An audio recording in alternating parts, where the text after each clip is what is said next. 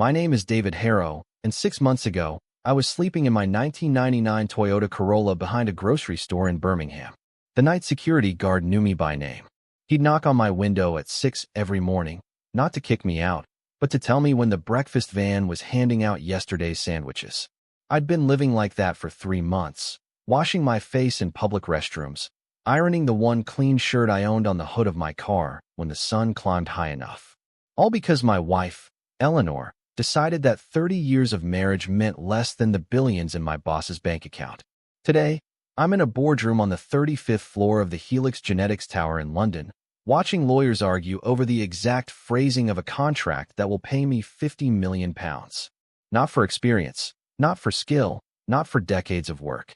They're paying me for something that was inside me all along, something I only discovered when I had nothing left to lose. But to understand how I got here, from the gutter to being called a scientific marvel, you need to go back to the morning everything fell apart. That Tuesday morning, Eleanor looked at me, hand resting possessively on my boss's arm, and said words that echoed for months. "David," she said, voice cold as steel, "you were always meant for the floor, and I've finally realized I can't keep dragging myself down with you." Richard Cole, the man who owned half the dealerships from Birmingham to Manchester, just stood there smiling. The same man who had shook my hand at every company party, handed me Salesman of the Year awards 3 times, and complimented Eleanor's roast at our Christmas dinners. He straightened his designer tie and delivered the blow with corporate precision. "David, your employment here is terminated, effective immediately. Your personal items have been boxed and placed in the parking lot. Eleanor will handle the divorce through our legal team. I suggest you comply." 28 years of loyalty, training rookies into top performers, hitting every target, reduced to a cardboard box on a curb. The worst part wasn't that. It was when Eleanor pulled out her phone. "I documented everything," she said. "Every time you wasted money on a ticket instead of saving. Every fishing trip with your brother while I stayed home. My lawyer says emotional neglect justifies taking everything." The woman I'd carried over the threshold of our first flat, held through her father's funeral, rebuilt a house with after a flood, had been plotting against me for months, maybe years. And I never saw it coming because I was too busy working 60-hour weeks trying to make life comfortable, trying to save for the retirement I thought we'd share. Our son, Oliver, was there, showing me the engagement ring he'd bought for his girlfriend. He watched his mother destroy me without a flinch. And when security arrived to march me out, he stepped forward. "Dad, this isn't right. Let me call a lawyer. I'll help." Richard laughed, the rich man laugh of money counted. David signed a non-compete. He can't work at any dealership for 5 years within this region. Sales is all he knows. His prospects are limited. You, however, show promise. Don't throw your life away. Eleanor delivered her final verdict. "Enjoy the gutter, David. That's where you belong. I finally found the courage to leave you there."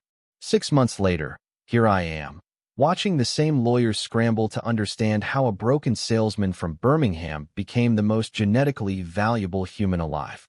Curtis, the Walmart security guard, is sitting in my living room, watching the game on my 75-inch TV. Because when you go from nothing to everything, you never forget who treated you like a human when the world treated you like trash. But to truly understand, you need to know what it's like to lose everything. To have your dignity stripped, the woman you love tell you you're worthless, and to walk into a sperm donation clinic at 53, hungry, desperate, carrying the last of your pride in exchange for 100 pounds. Only then will you understand why, 47 minutes later, when they called back, I thought it was a joke. Why I almost didn't answer. Why, when they told me what they'd found, I laughed until I cried, sitting in that Corolla, realizing Eleanor had thrown away a lottery ticket worth more than her billionaire boyfriend could ever dream of. This is the story of how sometimes your greatest value isn't in your bank account, your job, or even the life you've built. Sometimes it's hidden in your blood, in your DNA, in the very essence of who you are. And sometimes, losing everything is the only way to find it. 30 years is enough time to know every creak in your floorboards, every step on the stairs to skip when you come home late, and exactly how Eleanor takes her coffee on Sunday mornings. 2 sugars, a splash of cream, in the blue mug her mother gave us for our wedding. I knew these things like my own heartbeat. I started at Cole Auto Group washing cars in the scorching sun when I was 28. My hands were raw, My back ached, but I showed up early and stayed late. My father, Sam, had worked construction all his life. A man's worth isn't in his title, it's in his effort, he'd say. Eleanor walked into the dealership one Thursday, wearing a yellow sundress that lit up the room. I was tasked with moving her old Escort from the customer lot. Be careful with her, she said. She's temperamental, like me. That smile could have powered the world. We married 2 years later in her mother's garden. Simple, just family and friends. By the time Oliver was born, I'd worked my way up to salesman. If you love real emotional stories, hit subscribe. We post one every day. I remember holding him in the hospital, this tiny thing with Eleanor's eyes and my stubborn jaw, promising him I'd give him a life better than the one I'd known. 3 years later, Grace arrived, crying like the world had kept her waiting too long. Eleanor used to joke that Grace got my temper and her looks, the perfect mix. The years rolled on like miles down the interstate. I became senior salesman, then floor manager, and eventually regional manager overseeing a dozen dealerships. Each promotion brought longer hours, less time at home, but better schools for the kids, a bigger house, and the chance to care for my mother, Margaret, when Sam passed from a heart attack at 67. You're a good man, David, Margaret would say whenever I visited her at the nursing home, before dementia stole her memories. You take care of everyone but yourself. She wasn't wrong. While managing dealerships, coaching Oliver through his automotive certification, helping Grace with college applications, and making sure Margaret had the best care I could provide, I missed signs. Eleanor's book club became wine nights with friends. Her trainer, Kyle, became friend Kyle, texting at strange hours. Weekend trips to see her sister Rachel in Houston grew more frequent. But I trusted her. 22 years of marriage builds trust like layers of sediment, solid as stone. Or so you think until someone swings a sledgehammer. Richard Cole had begun visiting more often that last year. He'd sold off his northern territories and focused on the South. Instead of monthly, he was there weekly, striding through the showroom like he owned the air itself. Italian suits, Swiss watches, a smile so polished it hurt. David, he'd say, because he never used nicknames. Your numbers are fine, but fine isn't exceptional. We need bigger goals. On days he visited, Eleanor stayed late, updating the filing system. I found receipts from restaurants I'd never heard of while hunting for car keys. Business dinners, she'd say. Networking. Sure, it made perfect sense if you didn't think too hard. My brother, Lucas, saw it first.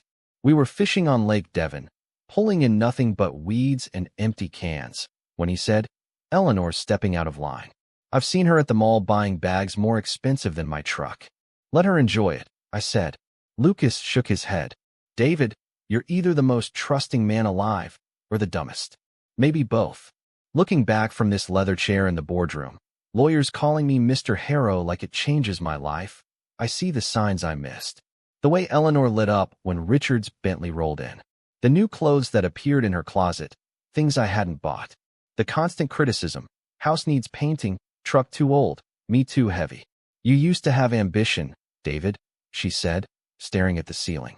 Now you're just counting down to retirement. What she never understood was my ambition had shifted. I didn't need to conquer the world. I wanted Oliver established in his career, Grace through nursing school, Margaret comfortable in her confusion, maybe a fishing trip with Lucas in Alaska we'd planned since high school. I wanted to slow down and enjoy what we'd built. But Eleanor didn't want that. She wanted Richard's world. That Tuesday morning, with Oliver watching and my dignity scattered across the dealership lot, her choice was clear. The life I thought was solid as bedrock was just a house of cards, and one billionaire's breath toppled it. The morning started like any other. Up at 5:30, coffee brewed, sales reports checked. Oliver had texted about proposing to his girlfriend, wanted to show me the ring before work. I thought about my boy becoming a husband, until I noticed Eleanor's side of the bed empty. She'd said she was helping Rachel in Houston. But when I arrived at the dealership at 6:45, her silver Lexus was in the executive parking area. Wrong spot. Executive spots were for Richard and his visiting team only. My stomach sank. Through the showroom, past the fall inventory, past my office with Regional Manager of the Year plaques, the conference room lights were on. I saw Eleanor and Richard close together, papers spread across the mahogany table. Eleanor wore a red dress I'd never seen and diamonds I hadn't bought. When I opened the door, they didn't flinch. Richard looked up like I was just another quarterly report. Eleanor's face was calm, relieved. "David," Richard said, gesturing like this was routine, "Eleanor and I need to discuss something with you." The documents on the table were divorce papers and a termination letter, both dated 3 weeks prior. They'd been planning, coordinating, timing it for maximum efficiency, a corporate takeover of my life. "I don't understand," I said, voice hollow. "Eleanor, what is this?" She handed me a thick folder. "David, I documented everything. Every financial decision you made without consulting me. Every time you chose family over our marriage. Every failure to provide the life I deserved. Your failures cost us. I'd worked 60-hour weeks for 20 years. Our house, our cars, the kids' education, community college for Oliver, state school for Grace, while Richard's children went to Ivy League schools." Richard leaned back. "David, you've plateaued.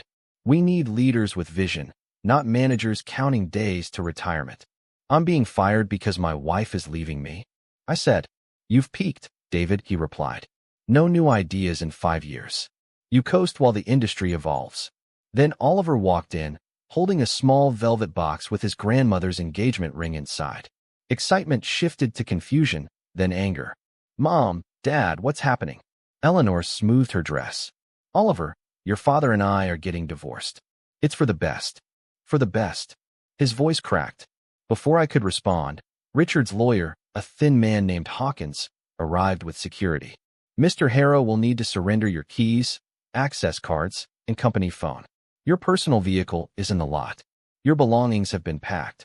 "Wrongful termination," I said, finally grasping it. Hawkins smiled like a predator. "You signed at-will employment. Mr. Cole can terminate you for any reason or none, and the divorce will proceed through Eleanor's attorney." Eleanor had documented emotional neglect, poor financial judgment, and wasting marital assets.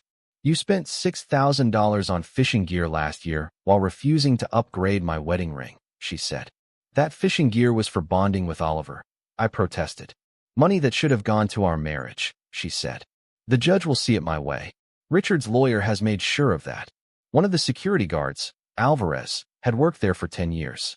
I'd approved his promotion to head of security just last month.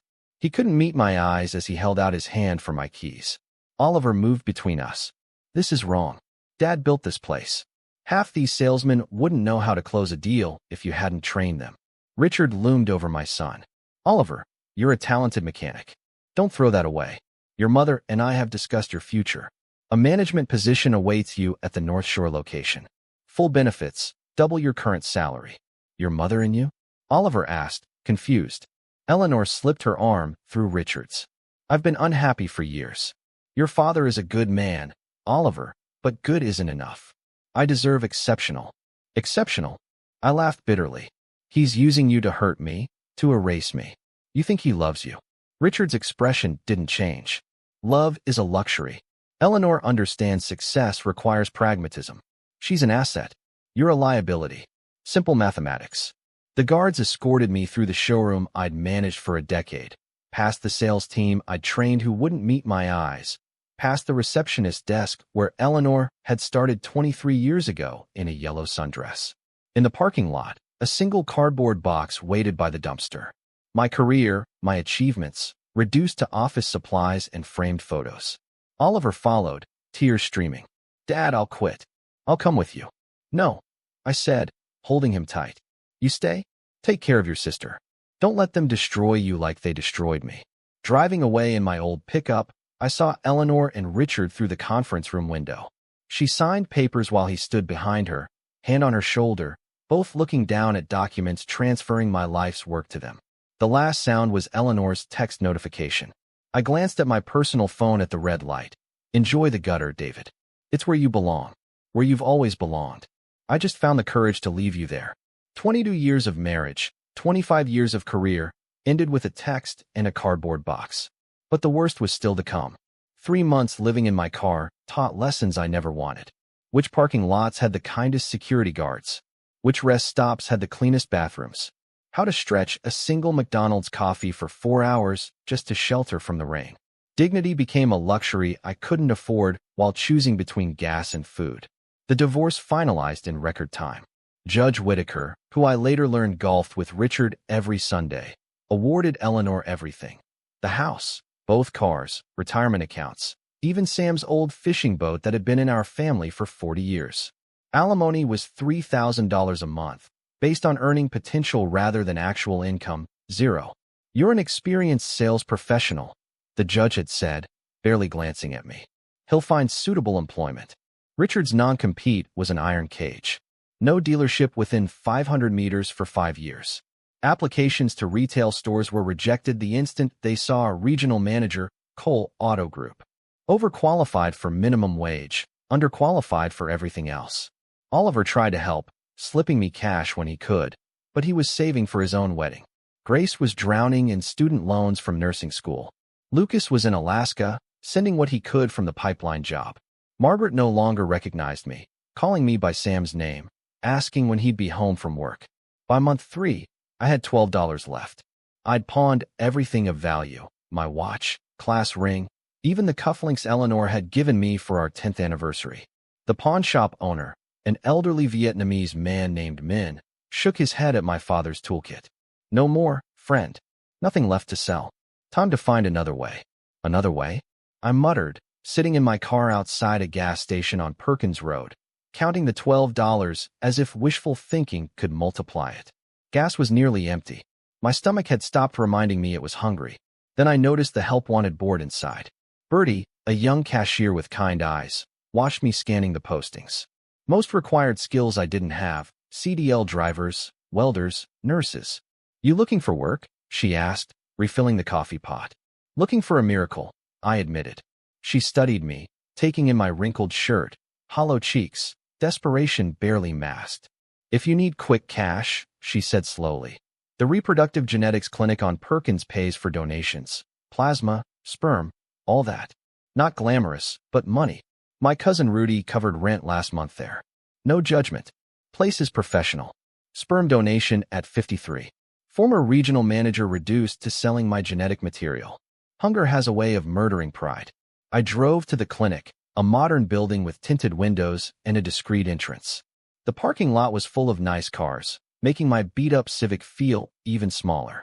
The receptionist, Tamara, welcomed me with professional warmth, trained to make desperate men feel less pathetic. First-time donor? Don't worry. We get all types: professors, students, professionals between jobs. It's for science. Important work.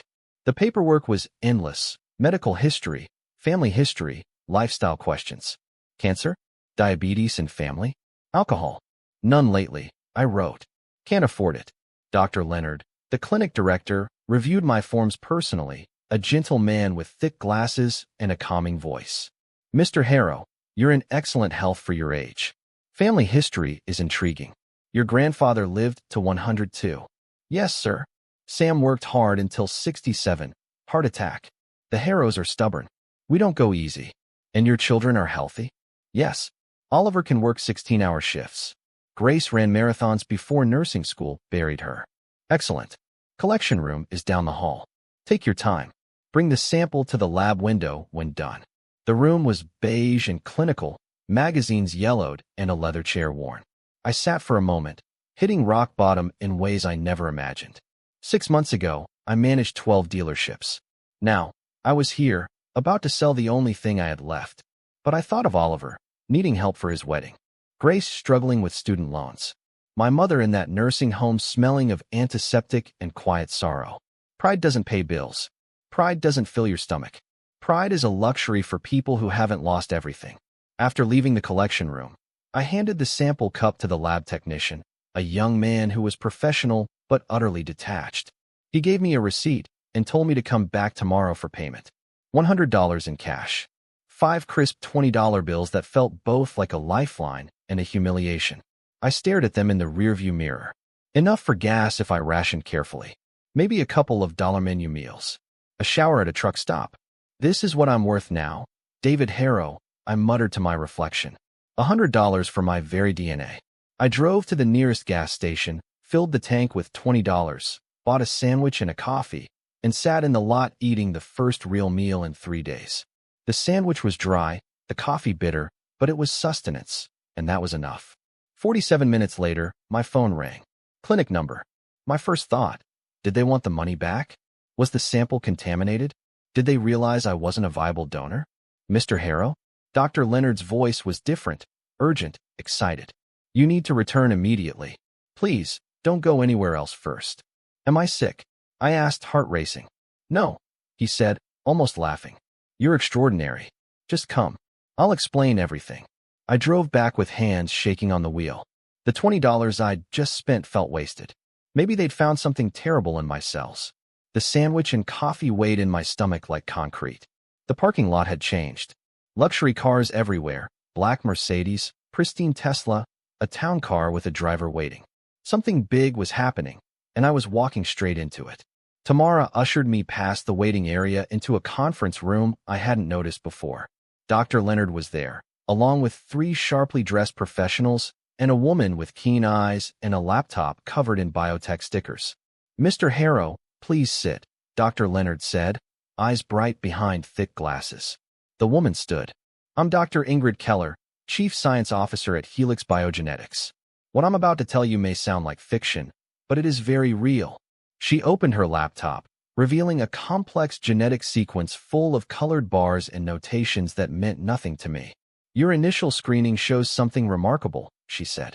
We ran it 3 times. You carry a mutation in telomerase production seen in only 5 people in recorded medical history. I blinked. Is that bad? Are my children at risk? She laughed. Bad? Mr. Harrow, your cells resist aging at the cellular level. This could revolutionize medicine. Your grandfather lived past 100, correct? I suspect he had this too. Your cells repair themselves faster, resist damage, maintain integrity over time. A silver-haired man leaned forward. I'm Arnold Fitzgerald, Senior Legal Counsel for Helix. Pharmaceutical companies have chased this mutation for 30 years. It's the holy grail of longevity research. I don't understand, I said. I'm 53, homeless. I look terrible. How can I have some anti-aging gene? Dr. Keller brought up another screen. Stress and malnutrition mask advantages, but your cellular regeneration rate is extraordinary. With proper care, you'd appear a decade younger within months. Therapies developed from your DNA could extend human lifespan significantly. Fitzgerald slid a thick contract toward me. Helix Biogenetics wanted exclusive rights to study my genetic material, blood, tissue, saliva, nothing invasive or harmful. I started reading. Numbers with too many zeros. Fitzgerald clarified. 10 million signing bonus today. 40 million in milestone payments as research progresses. Royalties on treatments developed from my DNA. Lifetime earnings estimated over 200 million. 200 million. I thought of Eleanor calling me worthless. Richard saying I'd peaked. The judge dismissing me as a deadbeat. Exclusive rights. I asked, instincts from decades in business kicking in. Dr. Keller's expression grew serious. Other labs would pay double or triple, but they would exploit your DNA without regard for you. We want a partnership, not a transaction. Fitzgerald added, board meeting in Tokyo tomorrow. They need your call within 2 hours. I thought of the $12 in my pocket, minus 20 for gas, leaving me -8. Of Oliver working double shifts, Grace crying over student loans, my mother in the nursing home. Dr. Keller smiled. You're about to become one of the most valuable genetic resources on the planet. What others know or don't know will be entirely up to you. I picked up the pen. Where do I sign? Controlled chaos erupted. Lawyers producing documents, scientists preparing collection kits, assistants on phones. Within an hour, I had signed more paperwork than my entire divorce. Only now, it gave me a life instead of taking it away. Dr. Leonard leaned in. Your grandfather, Sam, still chopping wood past 100, yes? Yes. Split half a cord, drank water, sat down. Heart just stopped. Healthy otherwise. That's the mutation at work. Your cells don't age like normal humans. You're built differently. Fitzgerald returned with a banking tablet. We need account info for wire transfer. I don't have a bank account, I said. Seized in the divorce. Then we'll open one, he said calmly. By end of business, 10 million available. Financial advisor recommended. Good lawyer too, for protection, not problems. Even the rich need them. Am I about to become rich, not from skill or luck, but a cosmic genetic lottery? Dr. Keller typed furiously. Initial treatment trials could start within 6 months. Mr. Harrow, together we'll make history. Your DNA may extend human life in ways previously unimaginable. All from a desperate donation for $100. I said. She smiled. The best discoveries come from unexpected places. Penicillin, Viagra, and now, human longevity, discovered in a 1998 Civic behind a Walmart. As they finalized paperwork, my phone buzzed. Unknown number. Then another. Then another. Somehow, word had leaked. The financial world always has ears, and a $50 million deal doesn't stay secret. The last text was from Oliver. Dad, there's a news van at the dealership asking about you. What's happening? I looked around the room at the people who had flown in from Houston, treating me like I mattered, like my life had value, like I was everything Eleanor and Richard had said I wasn't. What's happening? I typed back. Your old man just became the most expensive genetic donor in medical history. Oliver replied. Tell your mother and Eleanor. They might want to watch the news tonight. 6 months later, I was in Helix Biogenetics' boardroom as they unveiled the breakthrough to the press. Treatments derived from my DNA were already in phase 3 trials, reversing cellular aging in ways previously thought impossible. Reporters couldn't believe it. A man from Louisiana, once homeless, now holding the key to human longevity. It sounded like fiction, but I was proof that life's greatest rewards often appear from its darkest moments. The money changed everything almost instantly. The first thing I did was move Margaret to the nation's top memory care facility. Experimental therapies that were improving her condition. Last month, she looked at me, recognized my face, and said, David, you look younger. You look happy. Oliver used the funds I gave him to open his own auto shop, debt-free, with state-of-the-art equipment. He hired 5 mechanics laid off when Richard downsized Brewster Auto Group. Grace paid off her student loans and enrolled in a doctoral program studying genetic markers in aging, inspired by our story. Lucas flew back from Alaska when he heard. I bought him a plumbing company, 5 trucks, a warehouse. Are you sure, David? He asked. That's a lot for your screw-up brother.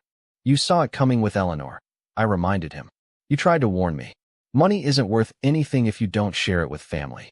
The therapies Helix developed worked as Dr. Keller predicted. Within 3 months, I felt better than I had at 40. The stress lines disappeared.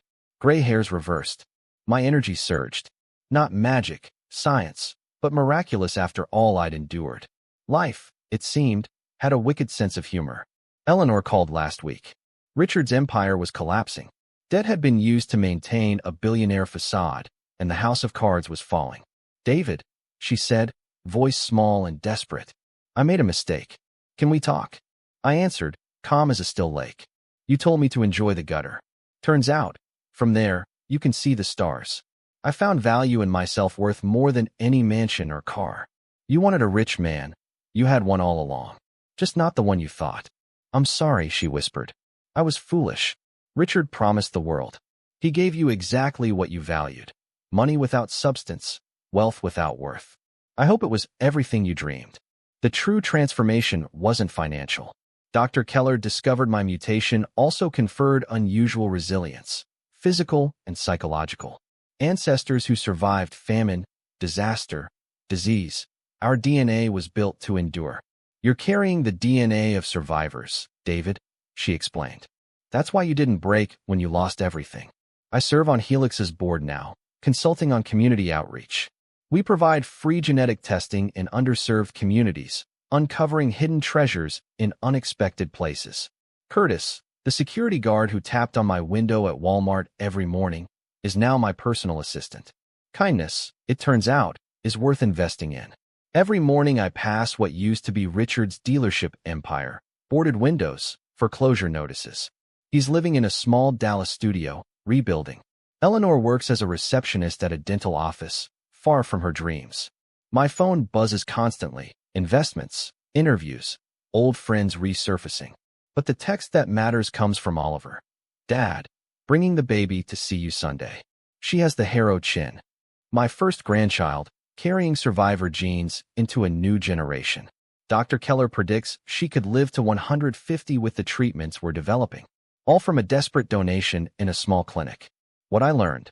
Sometimes losing everything clears space for something greater. What makes you feel worthless can be your greatest asset if the right conditions reveal it. The research center we built is named after my grandfather Sam.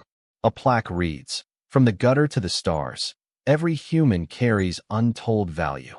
We found 17 more people with similar mutations: truck drivers, waitresses, janitors, overlooked by the world, yet carrying miracles in their DNA.